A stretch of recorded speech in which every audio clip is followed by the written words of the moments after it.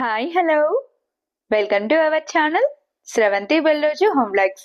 Today special recipe beerakaya masala. బీరకాయతో curry ఎప్పుడు ఒకే విధంగా కాకుండా కాస్త కొత్తగా సింపుల్గా ఇలా ఒక్కసారి ట్రై చేసి చూడండి. రైస్ చపాతీతో సర్వ్ చేసుకుంటే చాలా టేస్టీగా ఉంటుంది.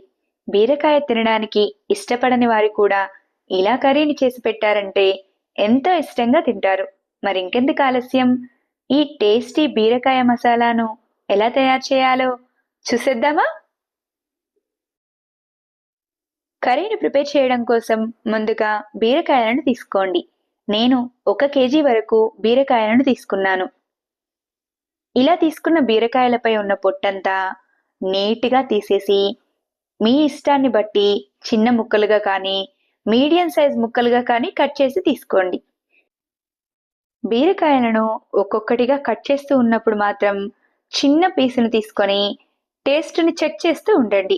ఒక్కోసారి బీరకాయలు కాస్త చేదుగా ఉంటాయి కాబట్టి ఇలా టేస్ట్ చూసుకొని ముక్కలుగా కట్ చేసుకోండి. ఇదే విధంగా మీరు తీసుకున్న బీరకాయలన్నింటినీ ముక్కలుగా కట్ చేసుకున్న తర్వాత మిక్సీ జార్ని తీసుకొని అందులో 2 మీడియం సైజ్గా ఉన్న టమాటాలను తీసుకొని పొడవు ముక్కలుగా కట్ చేసి వేయండి. టమాటాలు వేసిన తర్వాత 2 ఇంచుల అల్లం ముక్కపై ఉన్న పొట్టంతా నీట్గా తీసేసి చిన్న ముక్కలుగా కట్ చేసి వేయండి.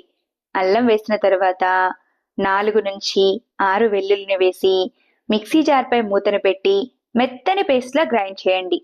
గ్రైండ్ చేసిన టమాటాల మిశ్రమం ఇలా వస్తే సరిపోతుంది. తర్వాత కర్రీని ప్రిపేర్ చేయడం కోసం స్టవ్ వెలిగించి బౌల్ను పెట్టుకొని 2 టేబుల్ స్పూన్ల వరకు ఆయిల్ని వేయండి. ఆయిల్ కాస్త హీట్ అయిన తర్వాత ముందుగానే కట్ చేసి పెట్టిన బీరకాయ ముక్కలను వేసి స్టవ్ని హై ఫ్లేమ్లో ఉంచి మాత్రమే 5 నిమిషాల వరకు, అంటే బీరకాయ ముక్కలు పచ్చి వాసన పోయేంత వరకు కలుపుతూ ఫ్రై చేయండి. బీరకాయలను ఫ్రై చేస్తున్నప్పుడు మాత్రం స్టవ్ని లో ఫ్లేమ్లో కానీ మీడియం ఫ్లేమ్లో కానీ అస్సలు ఉంచకండి.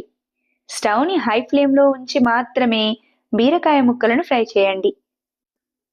ఇలా ఫ్రై చేస్తేనే బీరకాయ ముక్కలలో వాటర్ రాకుండా చక్కగా ఫ్రై అవుతాయి. ఇలా చక్కగా ఫ్రై అయిన బీరకాయ ముక్కలను బౌల్లోకి తీసుకోండి. తర్వాత అదే ప్యాన్లో మరొక 3 టేబుల్ స్పూన్ల వరకు ఆయిల్ని వేయండి. నేను కర్రీని ప్రిపేర్ చేయడం కోసం 1/2 కప్పు వరకు ఆయిల్ని తీసుకున్నాను. అందులో కొద్దిగా ఆయిల్ని బీరకాయలను ఫ్రై చేయడం కోసం ముందుగా వేసుకొని మిగిలి ఉన్న ఆయిల్ని ఇప్పుడు బౌల్లో వేసుకున్నాను.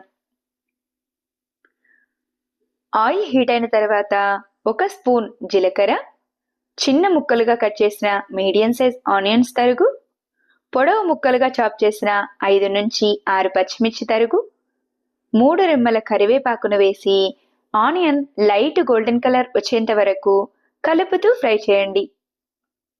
ఆనియన్ చక్కగా ఫ్రై అయి మంచి గోల్డెన్ కలర్ రాగానే 1/2 టీ స్పూన్ పసుపు వేసి పసుపు పోపు కలిసేలా బాగా కలపండి. ఇలా రెడీ అయిన పోపులోనికి ముందుగానే గ్రైండ్ చేసి పెట్టిన టమాటాల మిశ్రమం వేసి పోపు కలిసేలా బాగా కలపండి. పోపు చక్కగా కలిసిన తర్వాత టమాటాల మిశ్రమం పచ్చివాసన పోయి ఆయిల్ రిలీజ్ అయ్యేంత వరకు బౌల్పై మూతను పెట్టి ఉడికించండి.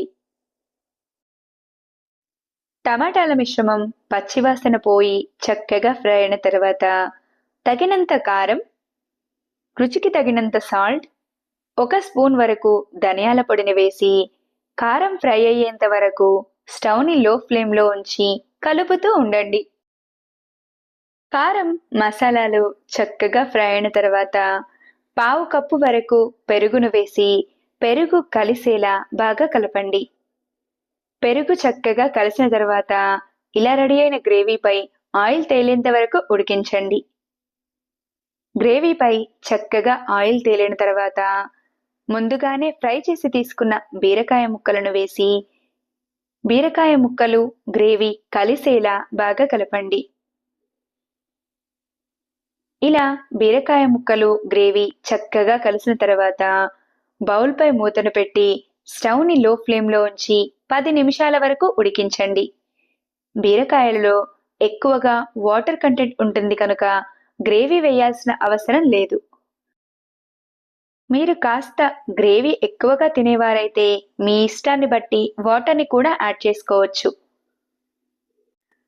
కర్రీ 10 నిమిషాల వరకు చక్కగా ఉడికిన తర్వాత సన్నగా చాప్ చేసిన కొత్తిమీర తరుగును వేసి స్టవ్ ఆఫ్ చేసేయండి.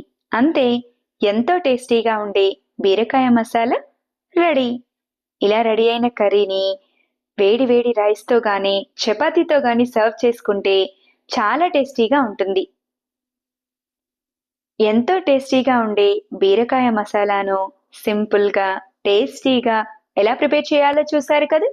నా వీడియో కనుక మీకు నచ్చినట్టయితే లైక్ చేయండి.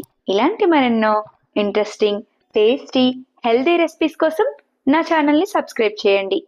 ఈ బీరకాయ మసాలాను మీరు కూడా తప్పకుండా ట్రై చేసి ఎలా వచ్చిందో కామెంట్ చేయండి. Thanks for watching.